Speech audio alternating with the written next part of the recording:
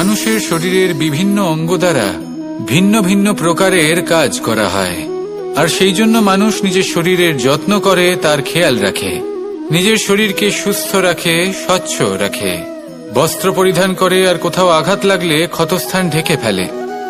মানুষের শরীরে এমন একটি অঙ্গ আছে যা চোখে দেখা যায় না, যা অদৃশ্য থাকে, কিন্তু সেইটা দিয়ে মানুষের বিষয়ে অনেক কিছু জানা যায়। এবং মানুষের শরীরের সেই অঙ্গের নাম হল বাণী, আপনার ভাষা।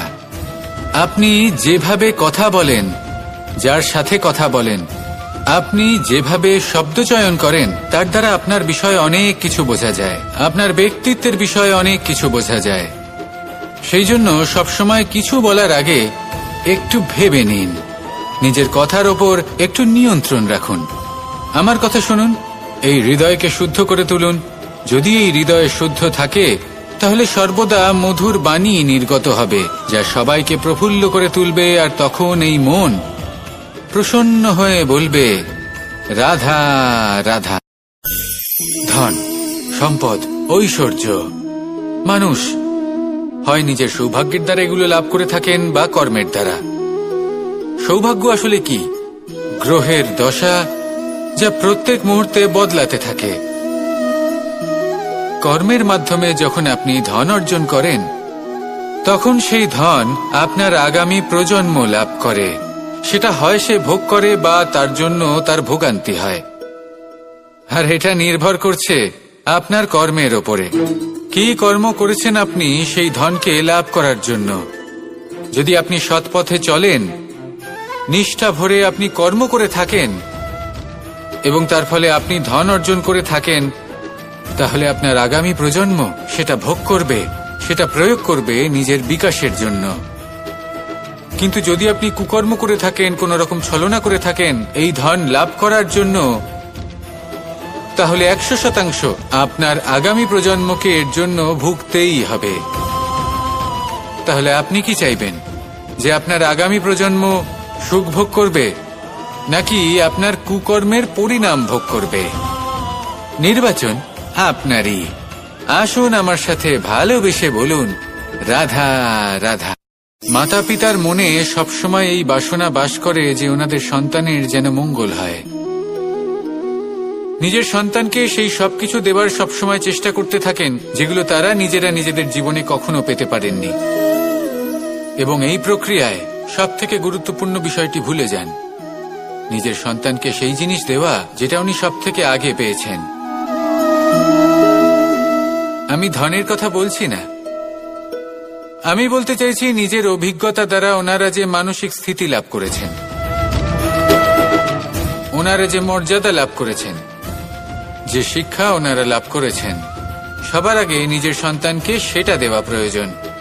সেটা যদি নিজের সন্তানকে দিতে পারেন, তাহলে এই সন্তান জীবনে তার পথে এগোতেও পারবে, ধন অর্জনও করতে পারবে এবং শক্তিশালী অনুভবও করতে পারবে।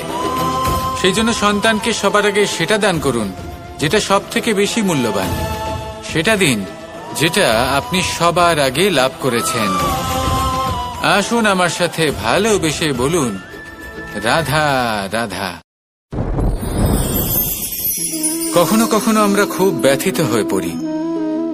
আমরা নিজেদের পরিবারের জন্য এত কিছু করি, আর তারা আমাদের দেখলেই ভয়ভীত হয়ে পড়ে, আমাদের দেখলে বিরক্ত হয়। কখনো নিজেদের সন্তানকে বিকাশের পথে অগ্রসর করার জন্য আমরা তাদের উপর একটু জোর দিই যাতে তারা পরিশ্রম করে, কিন্তু সেই সন্তান আমাদের উপর বিরক্ত হয়ে পড়ে। কখনো সন্তানকে সঠিক শিক্ষা দেওয়ার জন্য আমরা তাদের কিছু সীমা নির্ধারিত করি, তখন সেই সন্তানের চোখে নিজেদের জন্য আমরা ঘৃণা দেখতে পাই। মানুষ কেন ব্যথিত হবে না? দেখুন, যখন সূচের দ্বারা আপনি বস্ত্র সেলাই করেন, তখন সূচের আঘাত সেই বস্তুকে সহ্য করতে হয়, কিন্তু তাতে সেই সূচ বা আপনার উদ্দেশ্যে কোনো প্রভাব পড়া উচিত নয়, কারণ আপনি তো আপনার কর্ম করছেন, আর তাও পূর্ণ নিষ্ঠা ভরে, এবং অবশেষে আপনার উদ্দেশ্য শুভ প্রমাণিত হবে। তাই কেউ বিরক্ত হচ্ছে বলে বা কারোর চোখে নিজের প্রতি ঘৃণা দেখার ভয় কখনো পিছিয়ে যাবেন না। কষ্ট না করে বিকাশ সম্ভব নয়। কর্ম করতে থাকুন, সবকিছু শুভ হবে। আসুন আমার সাথে ভালোবেসে বলুন, রাধা রাধা। প্রেমের পরিভাষা আসলে কি? ভিন্ন ভিন্ন ধরনের ব্যক্তি, ভিন্ন ভিন্ন ধরনের প্রেমী আলোচক বিভিন্ন ধরনের পরিভাষা প্রদান করেন এই প্রেম নিয়ে। কিন্তু প্রত্যেকের মনেই কখনো কখনো এই প্রশ্ন এসেছে, এই ভালোবাসা আসলে কি? নিজের প্রিয়তমকে জয় করাই কি প্রেম? চার হাত এক হয়ে যাবার নামই কি প্রেম? নিজের আবেগ ব্যক্ত করাই কি ভালোবাসা? না, প্রেমের অর্থ কাউকে লাভ করা নয়, বরং তার মাঝে বিলীন হয়ে যাওয়া। যদি কারোর হাত ধরে থাকি, তাহলে আজীবন তার সাথে পথ চলা হলো প্রেম। প্রেম শুধুমাত্র সেটা নয় যা প্রেমী আর প্রেমিকার কেশদামে মালা বেঁধে দেয়। মাতা পিতার জন্য দিনরাত পরিশ্রম করা, নিজের পরিবারের জন্য দিনরাত পরিশ্রম করা, সেটাও প্রেম। নিজের বন্ধুদের জন্য, আপনজনের জন্য সবকিছু উজাড় করে দেওয়ার নাম হলো ভালোবাসা। নিজের মাতৃভূমির জন্য সাহসের সাথে লড়াই করা এবং আনন্দে নিজের জীবন ত্যাগ করে দেওয়াও কিন্তু প্রেমের নামান্তর। সেই জন্য যারা বুদ্ধিমান ব্যক্তি, তারা কখনো প্রেমের পরিভাষা খুঁজতে চান না, কারণ তারা জানেন যে এই প্রেম কতটা বিশাল। তারা জানেন যে এই প্রেম হলো এক বিশাল সাগর, যাকে নিজের মুঠোয় ধরে রাখা যায় না। সেই জন্য এই প্রেমের সাগরে ডুবে যান এবং সকলকে ভালোবাসতে শিখুন। যদি সবাইকে ভালোবাসতে পারেন, তাহলে তাদেরও কল্যাণ হবে যারা আপনাকে ভালোবাসে, এবং সকলকে ভালোবাসতে শিখুন। যদি সবাইকে ভালোবাসতে পারেন, তাহলে তাদেরও কল্যাণ হবে যারা আপনাকে ভালোবাসে, তাদেরও কল্যাণ হবে যাদেরকে আপনি ভালোবাসেন, আর আপনারও কল্যাণ হবে। আর তখন এই মন ভালোবেসে বলবে, রাধা রাধা। কখনোই প্রশ্ন আসতে পারে যে ইমারত কেন নির্মাণ করা হয়, কেন উৎসব পালন করা হয়, কেন মানুষ নিজেদের জন্মদিন পালন করেন, কেন দোল, বিজয়া দশমী, রাখি, দীপাবলির মতো উৎসব পালন করা হয়? যদি এগুলো পালন না করা হয়, তাতে কি যায় আসে? যদি এই দোল উৎসব পালন না করা হয়, তাহলে কি এই সংসার ভুলে যাবে যে নারায়ণের প্রতি ভক্তির কারণে ভক্ত প্রহ্লাদকে অগ্নি স্পর্শও করতে পারেনি? যদি বিজয়া দশমী পালন না করা হয়, তাহলে কি এই সংসার ভুলে যাবে যে এই দিনে শ্রীরাম রাবণকে বধ করেছিলেন? যদি আমরা দীপাবলির এই উৎসব পালন না করি, তাহলে কি এই সংসার এটা ভুলে যাবে যে অযোধ্যাতে অমাবস্যার এমন এক রাত এসেছিল যে রাত্রে অযোধ্যা পূর্ণিমার থেকে বেশি উজ্জ্বল হয়ে উঠেছিল? যদি এই রাখি উৎসব পালন না করা হয়, তাহলে কি এই সংসারের ভাই এবং বোনেরা একে অপরের প্রতি ভালোবাসা কি সেটা ভুলে যাবেন? বিষয়টা ভুলে যাওয়ার নয়, বিষয়টা হলো মনে রাখার। যখন জীবনে আমরা কোনো একটা স্থানে পৌঁছই, উপলব্ধিগুলোর উৎসব পালন করি, যাতে সেই মুহূর্তে আমরা সকলের মধ্যে আনন্দ ছড়াই এবং মানুষ সেই মুহূর্তটা মনে রাখেন। এই স্মৃতিগুলোই মানুষের মধ্যে বিশ্বাসের জন্ম দেয়। এই বিশ্বাস যে আগামী যেদিন আসছে তাতে আরো আনন্দের সম্ভাবনা রয়েছে। ভালোবাসার এই উৎসব, ভালোবাসার এই পার্বণ, এটা মানুষের মনে বিশ্বাসের জন্ম দেয় যে প্রত্যেক যুগে কেউ না কেউ এসেছে এবং পরবর্তীতেও আসবে। তাহলে আসুন আমরা ডুবে যাই আমার লীলার এই প্রেম যাত্রায় এবং ভালোবাসার এমন একটা উৎসব পালন করা যাক যা এই সংসার যুগ যুগ পর্যন্ত মনে রাখবে। তাহলে আসুন আর আমার সাথে ভালোবেসে বলুন, রাধা রাধা। সমুদ্র মন্থনের সময় দুই ধরনের রত্ন লাভ করা হয়েছিল। প্রথম হলাহল, যার প্রভাব থেকে এই সমস্ত সংসারের জীবের প্রাণ বাঁচানোর জন্য মহাদেব তাকে নিজের কণ্ঠে ধারণ করে নিয়েছিলেন। আর দ্বিতীয় অমৃত, যেটা কিঞ্চিত পরিমাণ মাত্রায় পাওয়া গেছিল। কখনো কখনো জীবনে এমন কোনো বস্তু যা আপনি প্রয়োজনের থেকেও অনেক বেশি মাত্রায় ভোগের জন্য লাভ করে থাকেন, তা আপনার জন্য বিষ প্রমাণিত হতে পারে। যেমন জল, প্রয়োজনের থেকে অনেক বেশি মাত্রায় যদি এই জল আসে তাহলে আপনার প্রাণ কাটতে পারে, কিন্তু পরিশ্রমের পরে এক পাত্র শীতল জল দ্বারা আপনি যদি স্নান করে নেন, তাহলে তা আপনার শরীরের জন্য অমৃত হবে। পরিশ্রম করার পরে যদি আপনার শরীর একপাত্র খাবার লাভ করে তাহলে তা আপনার শরীরের জন্য অমৃত। কিন্তু যদি কোনো পরিশ্রম না করেই আপনি দিনরাত শুধুই খাবার গ্রহণ করতে থাকেন তাহলে আপনার কাছে তা বিষ সমান। বিষ এবং অমৃত গ্রহণ করাটা আপনার উপরে নির্ভর করছে।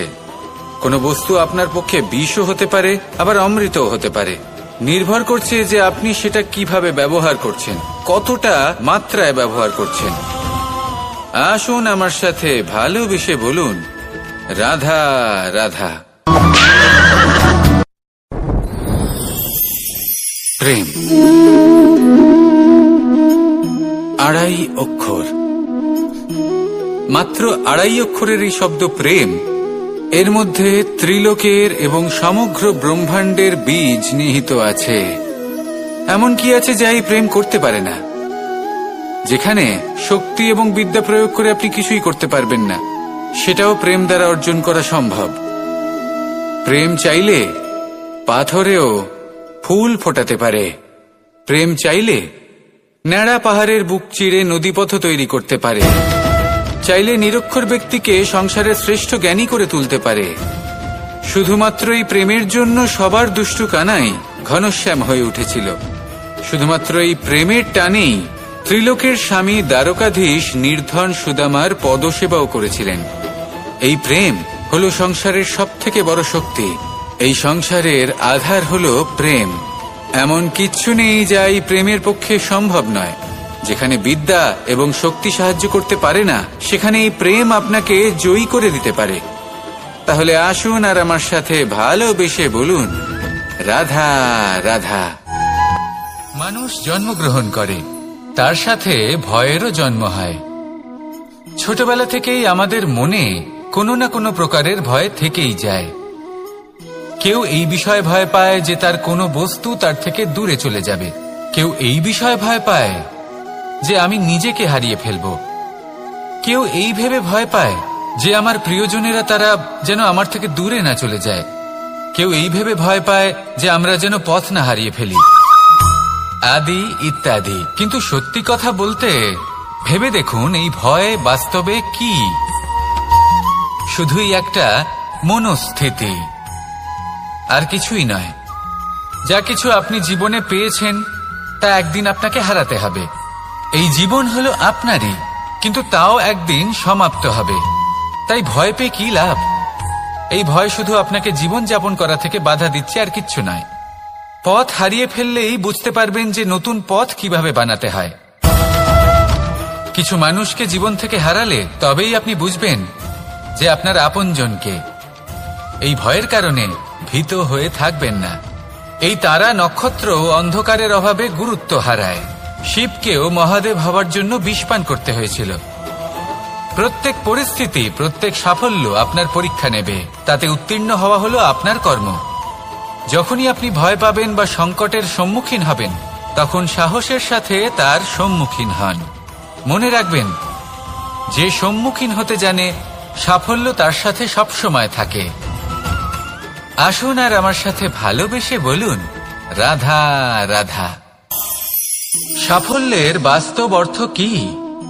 নিজের লক্ষ্যে দৃষ্টিবদ্ধ হয়ে থাকা, প্রতিদিন তার জন্য কর্ম করা, দৃঢ় নিষ্ঠার সাথে উত্থান পতনে সামনে এগোতে থাকা, আর নিজের লক্ষ্য প্রাপ্ত করা, এটাই কি সাফল্য?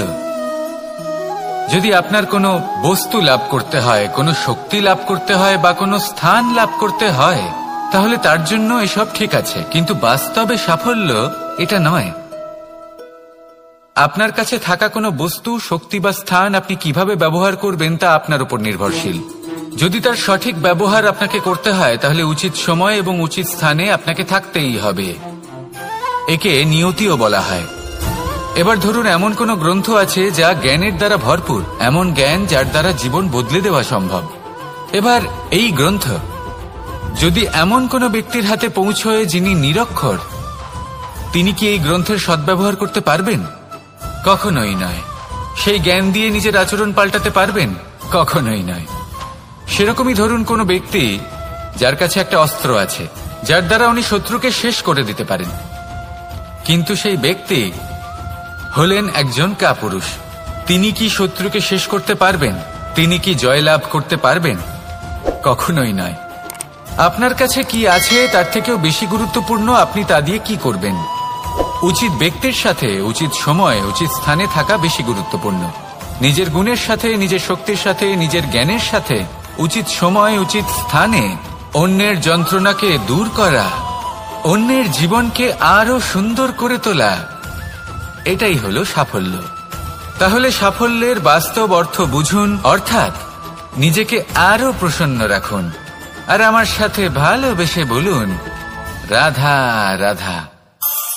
বুদ্ধি আর বিবেকের পার্থক্য কোথায় তা নিয়ে এই সংসার অনেক কিছুই ভাবে।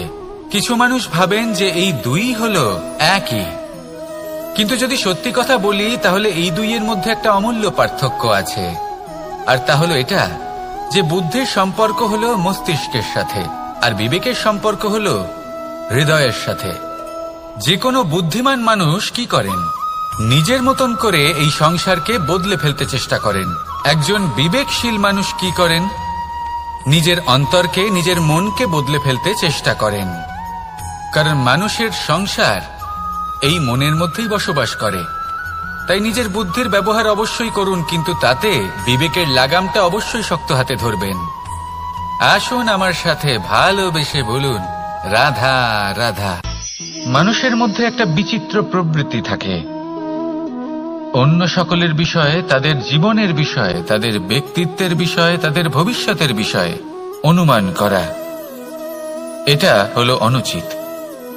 কারোর অতীতকালকে দেখে লোকে ভবিষ্যৎ বলে দিতে পারেন, বর্তমানকে দেখে ভবিষ্যতের বিষয়ে অনুমান করে ফেলেন। উদাহরণ দিতে হলে বলবো, কোনো দাসকে দেখুন, ওকে দেখে লোকে বলে যে ওর ভবিষ্যৎ সেটাই হতে পারে, অনুমান করে ফেলেন। আর এই রাজাকে দেখুন, উনি তো কত সুখী হবেন, উনি তো জগতের সব থেকে অধিক সুখী মানুষ, কত সুখ সুবিধা আছে ওনার কাছে, ধারণা করে ফেলেন। তবে সত্য তো এটাই যে কারোর ব্যক্তিত্বের বিষয়ে, তাদের ভবিষ্যতের বিষয়ে আপনি পূর্ণ সত্য কখনোই বলতে পারবেন না, শুধু অনুমান করতে পারবেন। আর এই অনুমান করে সত্যি কোনো লাভ হয় না, কারণ এই কাল সেটা হলো অত্যন্ত শক্তিশালী। কালো থেকে কালোতর কয়লাকেও হিরেতে পরিণত করতে পারে, অনেক বড় বড় রাজাকেও বিদূষক বানিয়ে ফেলতে পারে এক মুহূর্তেই। তাহলে আপনি অনুমান করে কি লাভ? কি পেলেন অনুমান করে? সেই জন্য কারোর বিষয়ে কোনো অনুমান করবেন না, তার ভবিষ্যতের বিষয়ে অনুমান করতে যাবেন না, কারোর বিষয়ে কোনো ধারণা করে নেবেন না। কিছু করতে হলে ভালোবাসুন, সবার মধ্যে ভালোবাসা ছড়ান, সবার মধ্যে ধন্যাত্মক ভাব ছড়ান। এই মন প্রসন্ন হয়ে বলবে, রাধা রাধা। কথায় আছে সংসারে নাকি সকল রোগের ওষুধ আছে। যদি আপনি নিজের শরীরকে ভালোবাসেন তাহলে ব্যায়াম করুন, যদি নিজের নিঃশ্বাস প্রশ্বাসকে ভালোবাসেন তাহলে প্রাণায়াম করুন, যদি আপনি নিজের আত্মাকে ভালোবাসেন তাহলে ধ্যান করুন। কিন্তু যদি আপনি নিজের জীবনকে, পরমাত্মাকে ভালোবাসেন তাহলে সকলকে ভালোবাসতে থাকুন। এই ভালোবাসা অত্যন্ত গুরুত্বপূর্ণ এবং আবশ্যক। ভালোবাসার থেকে ভালো না কোনো ওষুধ আছে, না আছে কোনো আসন। এর থেকে ভালো না কোনো ব্যায়াম আছে আর না কোনো প্রাণায়াম। এই ভালোবাসা বড় বড় সমস্যারও সমাধান করতে পারে, ভালোবাসা বড় বড় বিপদকে আপনার থেকে দূর করতে পারে। এই ভালোবাসাই আপনাকে জীবনে বাঁচতে শেখায়, কারণ ভালোবাসাই হলো জীবনের আসল সত্য। তাহলে আসুন আর আমার সাথে ভালোবেসে বলুন, রাধা রাধা। জীবনে সাফল্য লাভ করতে হলে মানুষকে উচিত পথে চলতে হবে, কিন্তু তার থেকেও বেশি গুরুত্বপূর্ণ হলো এটা বোঝা যে সেই পথে চলতে চলতে কখন আমাদের দাঁড়াতে হবে আর কখন আমাদের চলতে হবে। এই শিক্ষা অত্যন্ত গুরুত্বপূর্ণ। এবার দেখুন, ছোট্ট একটা কথা রয়েছে, ওকে আটকিও না, যেতে দাও। এই বাক্যের অর্থ কি? অর্থ যে কাউকে আটকিও না, যে এগোতে চাইছে তাকে এগোতে দাও, তার পথে বাধা সৃষ্টি করো না। এবার এই ছোট কথাতে এক অনুচিত স্থানে আমি দাঁড়িয়ে পড়ি। আটকাও, যেতে দিও না। এবার এর অর্থ কি হলো? যে এই ব্যক্তিকে আটকাও, তাকে জীবনে এগোতে দিও না, এর পথে বাধা সৃষ্টি করো। এবার এই ছোট কথাতে অনুচিত স্থানে যদি আমি আটকে যাই, তবে ভাবো কত পার্থক্য হলো। এই শিক্ষা কতটা গুরুত্বপূর্ণ সেটা শিখুন, আর এই শিক্ষা আমাদের জীবনে কতটা গুরুত্বপূর্ণ হতে পারে সেইটা বুঝুন। বুঝে যান, শিখে যান জীবনে কখন সামনে এগোতে হবে আর কখন থামতে হবে। মন প্রসন্ন হয়ে বলবে, রাধা রাধা। এই সংসারে আমরা প্রকাশ কোথা থেকে পাই? এর উত্তর বড়ই সরল। ভোরে যখন সূর্যোদয় হয় তখন প্রকাশের কিরণ আমাদের ঘরে এসে পৌঁছয়। এইভাবেই আমরা প্রকাশ লাভ করি। এবার এই প্রকাশের আলোতেই আমরা সারাদিনের কাজ সম্পন্ন করি। সন্ধে হয়ে যায়, সূর্যাস্তও হয়ে যায়, আর আমাদের ঘর যাতে অন্ধকার না হয় তার জন্য আমরা একটা প্রদীপ প্রজ্বলিত করি। এটাই ঘটে আমাদের জীবনেও। এবার প্রবাহমান আয়ুর সাথে আমরা আমাদের অন্তরে যদি একটা প্রদীপ প্রজ্বলিত করে নিই, তাহলে বিষয়টাই অন্যরকম হবে।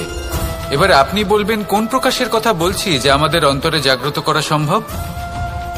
আমাদের আত্মার মাঝে প্রেমের প্রকাশ জাগ্রত করার কথা বলছি। কারণ আমাদের এই জীবন এও হলো দিনের আলোর মতো। আজ প্রকাশ আছে, কিন্তু কোনোদিন অবশ্যই অস্ত হবে। কিন্তু অস্ত হবার আগে যদি আমরা আমাদের আত্মার মাঝে প্রেমের এই প্রকাশ উজ্জ্বলিত করে নিই, তাহলে আমাদের সন্ধ্যাকালও আমরা আনন্দে এবং প্রেমে যাপন করব। তাহলে আসুন আর আমার সাথে ভালোবেসে বলুন, রাধা রাধা। এই সংসারে এমন কিছু মানুষ আছেন যাদেরকে আপনার ভালো লাগে, তারা আপনার প্রিয়। আমরা চাই ওনারা আমাদের কাছে থাকুন, আমরা ওনাদের কাছে থাকি।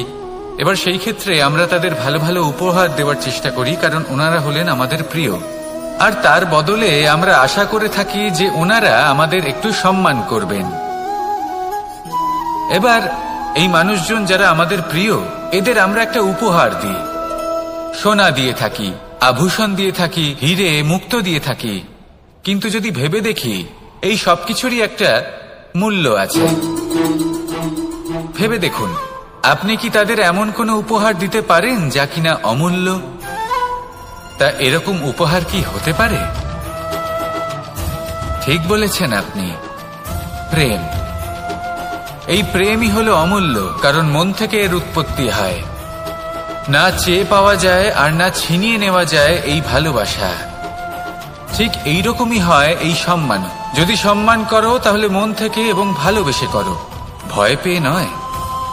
মনে রাখবেন, যে মাথা ভয়ের দ্বারা নত হয়, বিরোধিতাও প্রথমে সেই করে থাকে। যে মাথা ভালোবেসে নত হয়, তা আপনার জন্য বলিদানও দিতে পারে। এই সংসারের সব থেকে বড় উপহার, সব থেকে বড় বরদান এই প্রেম এবং সম্মান। তাকে সম্মান করুন আর আমার সাথে ভালোবেসে বলুন, রাধা রাধা। সমস্ত মানুষের জীবন কিছুটা সমান হয়। মানুষ জন্মগ্রহণ করে, তারপর চলতে শেখে, জীবনে এগিয়ে চলে, বার্ধক্য লাভ করে, তারপর সমাপ্ত হয়ে যায়। কিন্তু সেই ব্যক্তিরা কারা যারা প্রকৃত অর্থে মনুষ্য জীবন যাপন করেন? এনারা হলেন সেই ব্যক্তি যারা পড়ে গেলেও আবার উঠে দাঁড়ানোর চেষ্টা করেন, নিজের ভেঙে পড়া অস্তিত্বকে আগলে নিয়ে আবার একটা আকার দেওয়ার চেষ্টা করেন, ভগ্ন আশাকে আবার একটা নতুন দিশা দেন। অসফল হওয়ার পরেও থামেন না, আবার এগোতে থাকেন। অসফল হওয়ার পরে যদি আপনি থেমে যান, তাহলে সাফল্য আপনার সামনে অপেক্ষা করে, কিন্তু আপনি তা দেখতে পান না। তাই জীবনের সংঘর্ষে অংশগ্রহণ করতে শিখুন। জীবনের সংঘর্ষ থেকে পালাবেন না। আসুন আমার সাথে ভালোবেসে বলুন, রাধা রাধা। পরিস্থিতি কখনো এটা ভালো থাকে, আবার কখনো মন্দ হয়ে যায়। কখনো এই পরিস্থিতি আমাদের পক্ষে থাকে, আর কখনো এই পরিস্থিতি অনুযায়ী আমাদের চলতে হয়। কোনো বিকল্প থাকে না। কিন্তু যখনই এই পরিস্থিতি খারাপ হয়ে যায়, তখন কি করা উচিত সেই প্রশ্ন মনে জেগে ওঠে। পরিস্থিতি যখন প্রতিকূল হয়, তখন আমরা কিছু হারালে তা হারিয়ে ফেলি, ঠিক আছে, কিন্তু যা বাকি আছে সেটা আমরা আগলে রাখতে পারি। পরিস্থিতিকে সামলে রাখার চেষ্টা আমরা অবশ্যই করতে পারি, শুধু সেটুকুই আমাদের হাতে রয়েছে। কিন্তু এর থেকেও বড় সমস্যা আছে, অহংকার। কখন প্রবেশ করে আমরা জানতেও পারি না। এই অহংকার আপনাকে বুঝতেও দেবে না যে আপনি সত্যি কিছু হারিয়েছেন। আপনার কিছুই যাবে আসবে না। দেখতে গেলে আকাশের সূর্য নিজের প্রকাশ হারিয়ে ফেলে যখন অন্ধকার ঘনিয়ে আসে। তাহলে আমরা কে হই? ওনার সামনে তো কিছুই নই। এই অহংকার আমাদের দমন করতেই হবে। এটা বিশ্বাস করতে হবে যে এই সমগ্র সৃষ্টিতে আমরা শুধুমাত্র একটা কণা, তার থেকে বেশি আর কিছুই নয়। বিশ্বাস করতে হবে যে আমরা ততটাও বড় নই যে কখনোই কিছুই হারাবো না। এবার যেদিন এই জ্ঞান আপনি আত্মস্থ করে নিজের আচরণ পাল্টাবেন, মনে রাখবেন সেই দিনই অহংকারকে দমন করতে আপনি পথে অগ্রসর হয়ে পড়েছেন। এই অহংকারকে দমন করুন আর আমার সাথে ভালোবেসে বলুন, রাধা রাধা। বনস্পতি ফলনের জন্য আমাদের কিসের প্রয়োজন পড়ে? একটু ধরিত্রীর, একটু পরিশ্রমের, আর একটা বীজের। এবার যদি মানুষের কথা বলি, তাহলে এখানে ধরিত্রী হলো মানুষের এই জীবন, যেখানে মানুষ নিজের ইচ্ছের ফল ফুল ফলন করতে চায়। পরিশ্রম হলো আমাদের কর্ম, আর বীজ হলো আমাদের নির্বাচন। আমাদের বেছে নিতে হবে যে আমরা কি বপন করব, আম নাকি ফণি মনসা। এর মধ্যে আমরা কি পেতে চাই? রসালো ফলের ফলন চাই নাকি কাঁটার ফলন চাই, তা আমাদের উপর নির্ভরশীল। কিন্তু একটা কথা ঠিক, লক্ষ্য যেমনই হোক না কেন, জীবন যেমনই হোক না কেন, যদি আপনি লক্ষ্যের দিকে এগোতে থাকেন, তাহলে কর্মের সাথে খামখেয়ালি আচরণ করতে পারবেন না। যদি আপনি এমন করেন, তাহলে এটা আপনাকে একটা অনুচিত লক্ষ্যে পৌঁছে দেবে, সেটা কিন্তু নিশ্চিত। সবসময় এটা মনে রাখবেন, কর্মের সাথে খামখেয়ালি হবেন, অর্থাৎ কর্মফলও আপনার সাথে খামখেয়ালি হবে।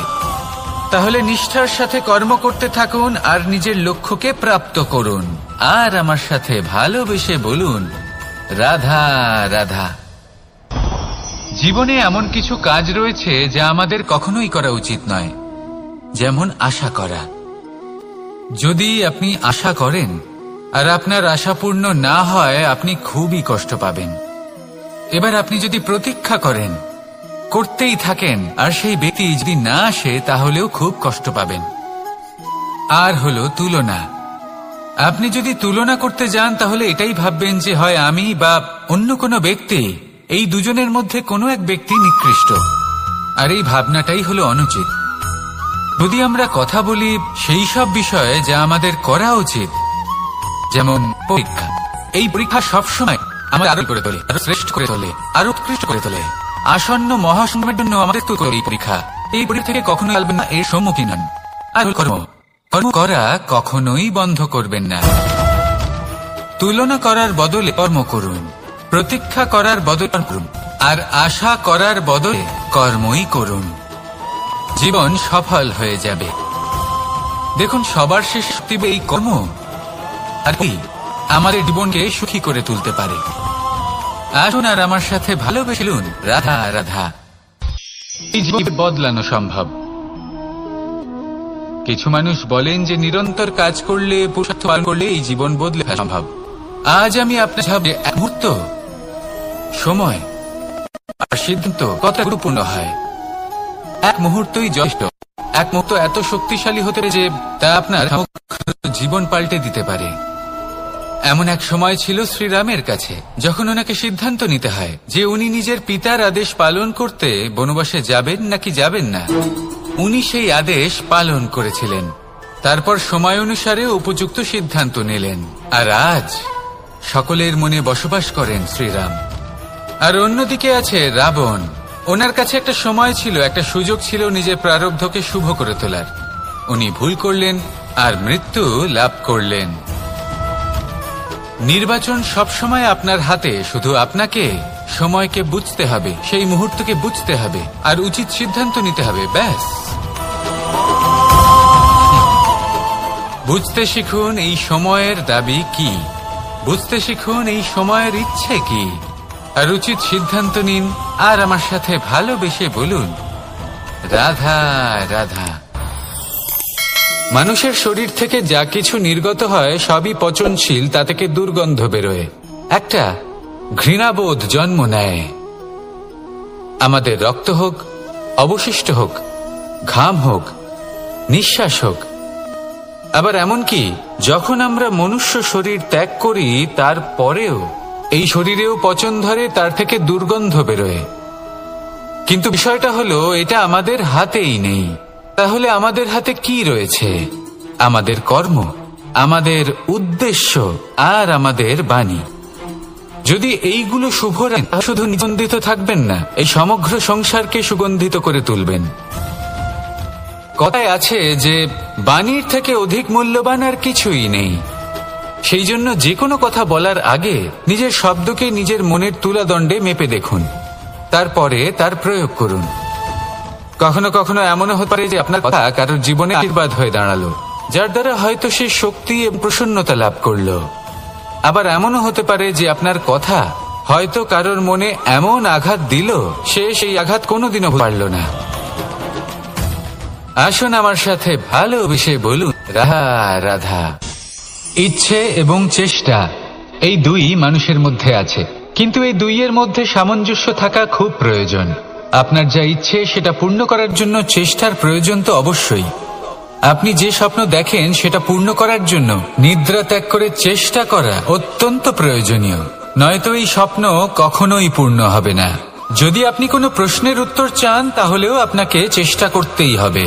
জীবনে যদি সামনে এগোতে হয় তাহলে পাকে কষ্ট দিয়ে সামনে এগোতে হবে, চেষ্টা অবশ্যই করতে হবে। যদি আপনি চেষ্টা না করেন, পরিশ্রম না করেন, তাহলে এই সংসার আপনাকে পেছনে ফেলে সামনে এগিয়ে যাবে। নিজের ইচ্ছেগুলিকে মন থেকে বাস্তবে আনুন আর চেষ্টার দ্বারা তাকে সার্থক করুন। এই মন প্রসন্ন হয়ে বলবে, রাধা রাধা। জীবনে কখনো সাফল্য আসে, আবার কখনো অসফলতা, কখনো আশা পাওয়া যায়, কখনো নিরাশা, কখনো জয় লাভ করি, আবার কখনো পরাজয়। এর পেছনের কারণটা জানা অত্যন্ত প্রয়োজনীয়। যদি আমি পরাজয়ের কথা বলি, যখনই আমরা পরাজয় লাভ করি আমরা ভাবতে থাকি যে এমন কেন হলো? আমাদের শত্রু কি বেশি শক্তিশালী ছিল, নাকি আমাদের নীতিতে কোনো খামতি ছিল? এই সমস্ত কারণের পেছনে খুব বড় একটা কারণ থাকে, আর সেই কারণ আমাদের অন্তরে সুপ্ত থাকে। ধরে নিন একটা পথ, তাতে আপনি চলছেন, সেই পথ কাঁটায় পরিপূর্ণ, কিন্তু আপনি পাদুকা পরে রয়েছেন আর আপনি হেঁটে সামনে এগিয়ে যান। এবার এমন একটা পথ এলো যা পুষ্পে ঢাকা, আর আপনি পাদুকা পরে রয়েছেন, কিন্তু আপনার পাদুকাতে একটা পাথর আটকে গেল। তখন দু পা হাঁটাও খুব কঠিন হয়ে পড়ে। এই সংসারের যে কোনো শক্তি আপনাকে পরাস্ত করার পূর্বে আপনি জানেন কে আপনাকে পরাস্ত করতে পারে? আপনার অন্তরের দুর্বলতা, আপনার অন্তরের সেই সুপ্ত শত্রু। আর সেই জন্য ইতিবাচক মনোভাব গুরুত্বপূর্ণ হয়ে পড়ে। ভালো মানুষদের সাথে থাকুন, সৎসঙ্গে থাকুন, বন্ধুত্ব করুন, ভালোবাসুন। এই ভালোবাসা এত শক্তিশালী এক অস্ত্র যাকে ব্রহ্মাস্ত্র পরাস্ত করতে পারে না। এই সমস্যারূপী পাথর কিছুই নয়। আসুন আমার সাথে ভালোবেসে বলুন, রাধা রাধা। খুব সুন্দর একটা কাহিনী আছে। একবার এক ব্যক্তি নিজের অসফলতার জন্য ত্রস্ত হয়ে সময় দেবতার তপস্যা করতে বসলেন। উনি তপস্যা করলেন এবং সময় দেবতা প্রসন্ন হলেন, মানুষের রূপ ধারণ করে ওনার সামনে প্রকট হলেন। এবার সেই ব্যক্তি ওনাকে জিজ্ঞেস করলেন যে কি এমন আছে যার জন্য আপনি বারবার জয়ী হন আর আমি চিরকাল পরাজিত হয়ে থাকি? কেন এত পরিশ্রম করা সত্ত্বেও আমি সাফল্য লাভ করতে পারি না? তখন সময় দেবতা উত্তর দিলেন যে দিন হোক বা রাত, ঝড় হোক বা ভূমিকম্প, রোদ হোক বা বৃষ্টি হোক, সময়ের সূত্রপাত হোক বা প্রলয়, আমি থামি না, আমি চলতেই থাকি। আর সেই জন্য যিনি থেমে যান তিনি পরাজিত হন আর আমি জয়ী হই। এটাই আমাদের শিখতে হবে। জীবনে সবসময় চলতে থাকুন, কখনো থামবেন না। হ্যাঁ, কিছুক্ষণের জন্য বিরতি নিতে পারেন, বিশ্রাম করার জন্য, নিজেকে আরো সশক্ত করে তোলার জন্য, কিন্তু থেমে যাবেন না। নিরন্তর কর্ম করতে থাকুন, পরিশ্রম করতে থাকুন, তবেই এই সংসার আপনাকে মনে রাখবে। আসুন আমার সাথে ভালোবেসে বলুন, রাধা রাধা। আমাদের জীবনে গুরুজনেরা, জ্ঞানী মানুষজন সবসময় একটা কথা বলেন, ধৈর্য ধরো। শুধুমাত্র দুটো শব্দ, কিন্তু কতটা বিশাল সেটা বোঝার চেষ্টা করুন। ছোট একটা অস্ত্র হাতে নিন এবং একটা বিশাল পর্বতে নিরন্তর প্রহার করতে থাকুন, ধৈর্য ধরে সেই কাজ করতে থাকুন। এমন একদিন আসবে এই বিশাল পর্বতে আপনি একটা পথ তৈরি করবেন। কোনো ধনুর্ধর যখন নিজের বিদ্যা অর্জন করেন তখন তাকেও ধৈর্য ধরতে হয়, তার নিজেকে সময় দিতে হয়, তবেই সে ধনুর্বিদ্যা শিখতে পারে। সেইভাবে আমাদের জীবনেও ধৈর্য ধরার খুব প্রয়োজন। পরিবারে ধৈর্য রাখতে পারলে তাহলে আস্তে আস্তে দেখবেন প্রেম বৃদ্ধি পাচ্ছে। সমাজে যদি ধৈর্য রাখতে পারেন তাহলে আস্তে আস্তে এই সমাজ আপনাকে সম্মান করবে। যদি নিজের জীবনে ধৈর্য রাখতে পারেন তাহলে নিজে থেকেই আত্মবিশ্বাস বাড়বে, নিজের বিকাশ হবে। জীবনে সবই সম্ভব যদি ধৈর্য রাখতে পারেন। হয়তো আস্তে আস্তে হবে, কিন্তু হবে অবশ্যই। শুধু ধৈর্য রাখুন, কারণ ধৈর্যই সব থেকে বড় পুঁজি। আসুন আর আমার সাথে ভালোবেসে বলুন, রাধা রাধা। আমাদের জীবনে যখনই আমরা কোনো বড় দায়িত্বের সম্মুখীন হই তখন আমরা তার থেকে দূরে পালাই, আর এই অজুহাত দিই যে না না, এত বেশি ভার বহন করার যোগ্যতা আমার নেই, আমি করতেই পারবো না। দেখুন, এই সংসারে ভিন্ন ভিন্ন ধরনের গাছ আছে, ছোট গাছ, বড় গাছ, কিন্তু বটগাছের মতো বড় এবং নিবিড় গাছ আর একটাও নেই। সে নিঃস্বার্থভাবে এই সংসারকে সেবা করে যায়, ছায়া প্রদান করে, শীতলতা প্রদান করে। আর যখন এমন সময় আসে যখন তার ওপর বোঝা অত্যন্ত বেড়ে যায়, সে কিন্তু কোনোভাবেই ভেঙে পড়ে না। তখন সে নিজের নিঃস্বার্থ কর্মের ফল লাভ করে, সেই নিঃস্বার্থ কর্ম যা সে করেছে।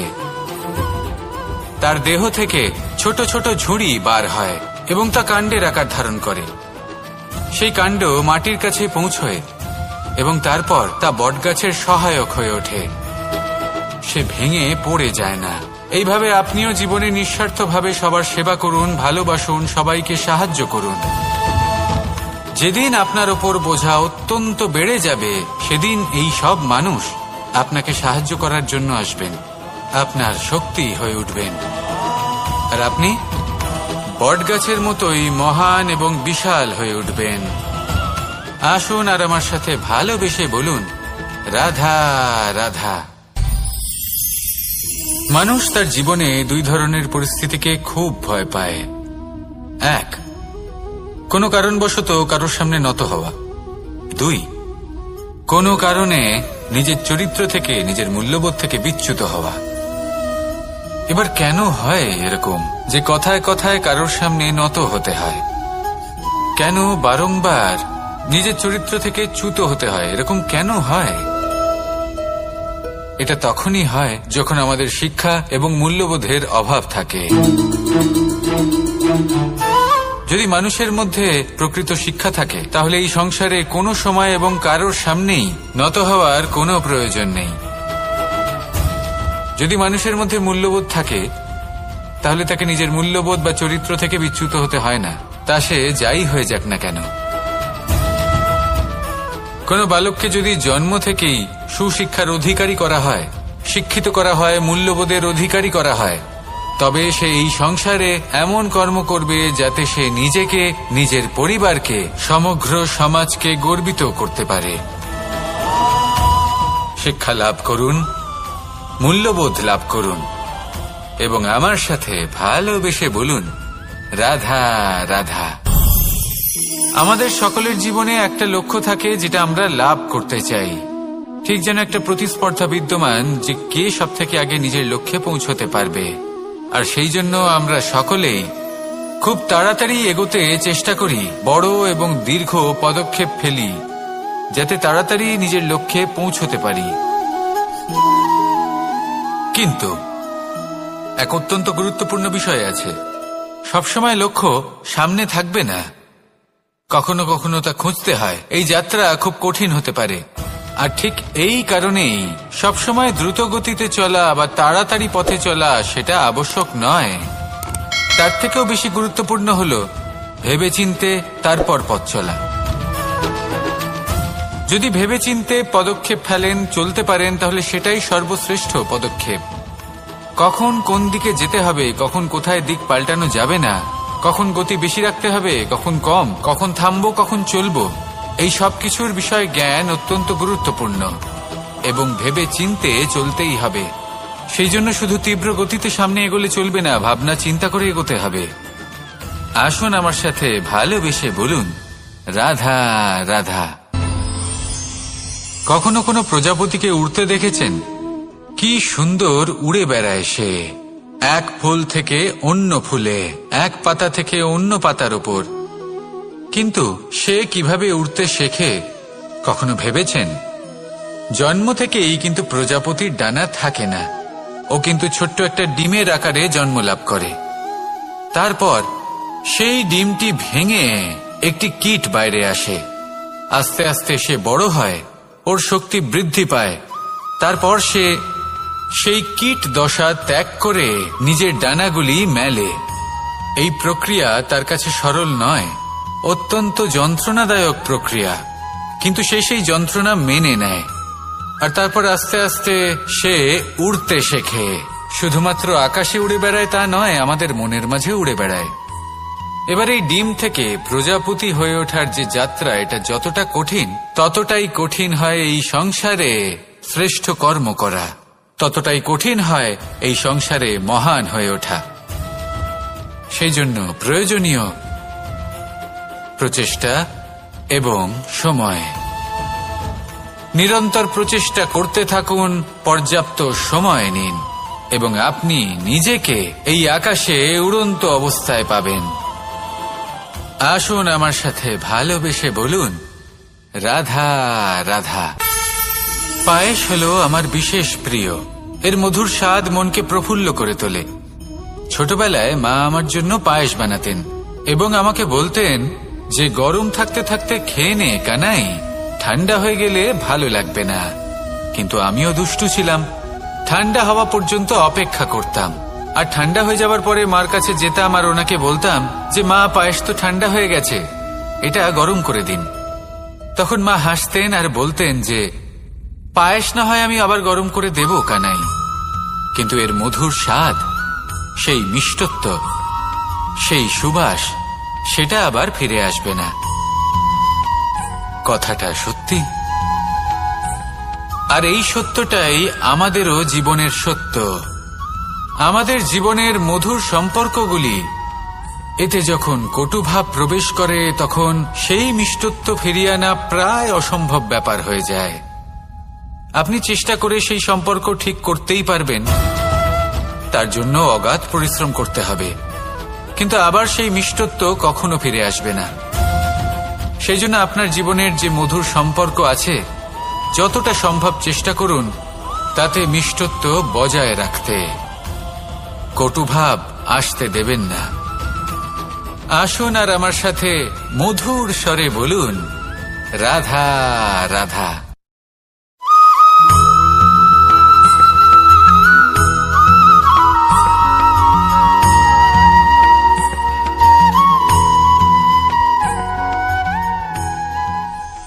খুব সুন্দর একটা কাহিনী আছে। একবার এক ব্যক্তি নিজের অসফলতার জন্য ত্রস্ত হয়ে সময় দেবতার তপস্যা করতে বসলেন। উনি তপস্যা করলেন এবং সময় দেবতা প্রসন্ন হলেন, মানুষের রূপ ধারণ করে ওনার সামনে প্রকট হলেন।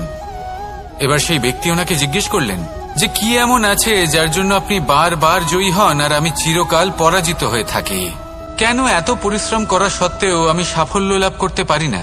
তখন সময় দেবতা উত্তর দিলেন যে দিন হোক বা রাত, ঝড় হোক বা ভূমিকম্প, রোদ হোক বা বৃষ্টি হোক, সময়ের সূত্রপাত হোক বা প্রলয়, আমি থামি না, আমি চলতেই থাকি। আর সেই জন্য যিনি থেমে যান তিনি পরাজিত হন আর আমি জয়ী হই।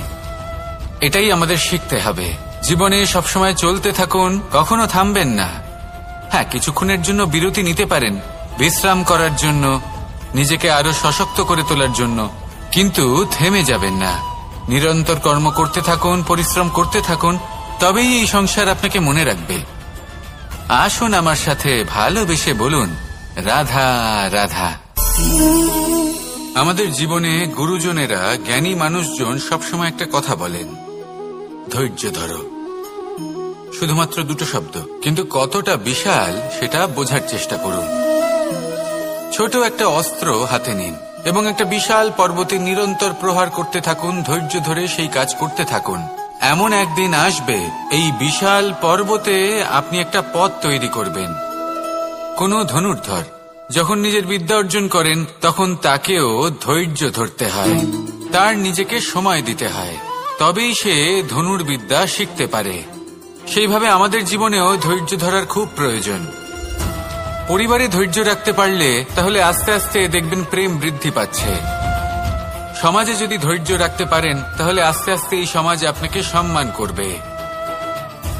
যদি নিজের জীবনে ধৈর্য রাখতে পারেন তাহলে নিজে থেকেই আত্মবিশ্বাস বাড়বে, নিজের বিকাশ হবে। জীবনে সবই সম্ভব যদি ধৈর্য রাখতে পারেন। হয়তো আস্তে আস্তে হবে, কিন্তু হবে অবশ্যই। শুধু ধৈর্য রাখুন, কারণ ধৈর্যই সবথেকে বড় পুঁজি। আসুন আর আমার সাথে ভালোবেসে বলুন, রাধা রাধা। আমাদের জীবনে যখনই আমরা কোনো বড় দায়িত্বের সম্মুখীন হই, তখন আমরা তার থেকে দূরে পালাই, আর এই অজুহাত দিই যে না না, এত বেশি ভার বহন করার যোগ্যতা আমার নেই, আমি করতেই পারবো না। দেখুন, এই সংসারে ভিন্ন ভিন্ন ধরনের গাছ আছে, ছোট গাছ, বড় গাছ, কিন্তু বটগাছের মতো বড় এবং নিবিড় গাছ আর একটাও নেই। সে নিঃস্বার্থভাবে এই সংসারকে সেবা করে যায়, ছায়া প্রদান করে, শীতলতা প্রদান করে। আর যখন এমন সময় আসে যখন তার ওপর বোঝা অত্যন্ত বেড়ে যায়, সে কিন্তু কোনোভাবেই ভেঙে পড়ে না। তখন সে নিজের নিঃস্বার্থ কর্মের ফল লাভ করে, সেই নিঃস্বার্থ কর্ম যা সে করেছে।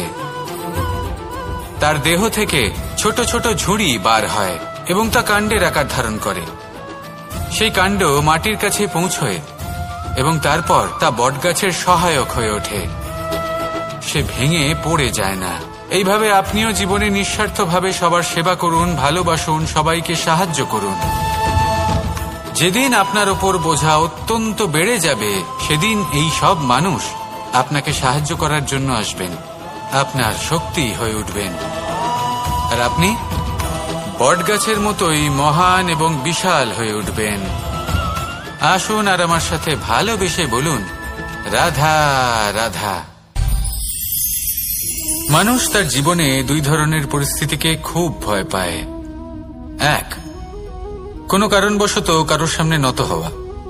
দুই, কোনো কারণে নিজের চরিত্র থেকে, নিজের মূল্যবোধ থেকে বিচ্যুত হওয়া। এবার কেন হয় এরকম যে কথায় কথায় কারোর সামনে নত হতে হয়? কেন বারংবার নিজের চরিত্র থেকে চ্যুত হতে হয়? এরকম কেন হয়? এটা তখনই হয় যখন আমাদের শিক্ষা এবং মূল্যবোধের অভাব থাকে। যদি মানুষের মধ্যে প্রকৃত শিক্ষা থাকে, তাহলে এই সংসারে কোনো সময় এবং কারোর সামনেই নত হওয়ার কোনো প্রয়োজন নেই। যদি মানুষের মধ্যে মূল্যবোধ থাকে, তাহলে তাকে নিজের মূল্যবোধ বা চরিত্র থেকে বিচ্যুত হতে হয় না, তা সে যাই হয়ে যাক না কেন। কোনো বালককে যদি জন্ম থেকেই সুশিক্ষার অধিকারী করা হয়, শিক্ষিত করা হয়, মূল্যবোধের অধিকারী করা হয়, তবে সে এই সংসারে এমন কর্ম করবে যাতে সে নিজেকে, নিজের পরিবারকে, সমগ্র সমাজকে গর্বিত করতে পারে। শিক্ষা লাভ করুন, মূল্যবোধ লাভ করুন এবং আমার সাথে ভালোবেসে বলুন, রাধা রাধা।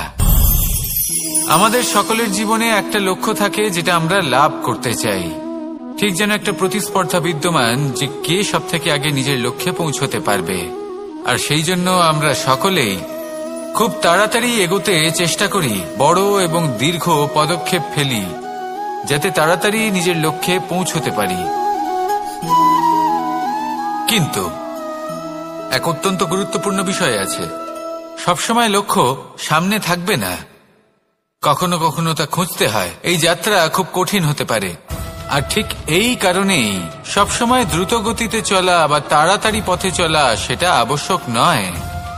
তার থেকেও বেশি গুরুত্বপূর্ণ হলো ভেবেচিন্তে তারপর পথ চলা। যদি ভেবেচিন্তে পদক্ষেপ ফেলেন, চলতে পারেন, তাহলে সেটাই সর্বশ্রেষ্ঠ পদক্ষেপ। কখন কোন দিকে যেতে হবে, কখন কোথায় দিক পাল্টানো যাবে না, কখন গতি বেশি রাখতে হবে, কখন কম, কখন থামবো, কখন চলবো, এই সব কিছুর বিষয়ে জ্ঞান অত্যন্ত গুরুত্বপূর্ণ এবং ভেবে চিন্তে চলতেই হবে।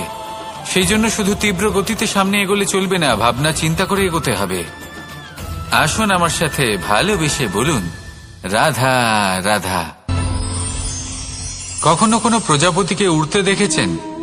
কি সুন্দর উড়ে বেড়ায় সে, এক ফুল থেকে অন্য ফুলে, এক পাতা থেকে অন্য পাতার ওপর।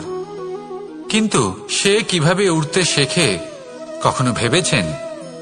জন্ম থেকেই কিন্তু প্রজাপতির ডানা থাকে না, ও কিন্তু ছোট্ট একটা ডিমের আকারে জন্ম লাভ করে। তারপর সেই ডিমটি ভেঙে একটি কীট বাইরে আসে। আস্তে আস্তে সে বড় হয়, ওর শক্তি বৃদ্ধি পায়। তারপর সে সেই কীট দশা ত্যাগ করে নিজের ডানাগুলি মেলে। এই প্রক্রিয়া তার কাছে সরল নয়, অত্যন্ত যন্ত্রণাদায়ক প্রক্রিয়া, কিন্তু সে সেই যন্ত্রণা মেনে নেয়। আর তারপর আস্তে আস্তে সে উড়তে শেখে। শুধুমাত্র আকাশে উড়ে বেড়ায় তা নয়, আমাদের মনের মাঝে উড়ে বেড়ায়। এবার এই ডিম থেকে প্রজাপতি হয়ে ওঠার যে যাত্রা, এটা যতটা কঠিন, ততটাই কঠিন হয় এই সংসারে শ্রেষ্ঠ কর্ম করা, ততটাই কঠিন হয় এই সংসারে মহান হয়ে ওঠা। সেই জন্য প্রয়োজনীয় প্রচেষ্টা এবং সময়। নিরন্তর প্রচেষ্টা করতে থাকুন, পর্যাপ্ত সময় নিন, এবং আপনি নিজেকে এই আকাশে উড়ন্ত অবস্থায় পাবেন। আসুন আমার সাথে ভালোবেসে বলুন, রাধা রাধা।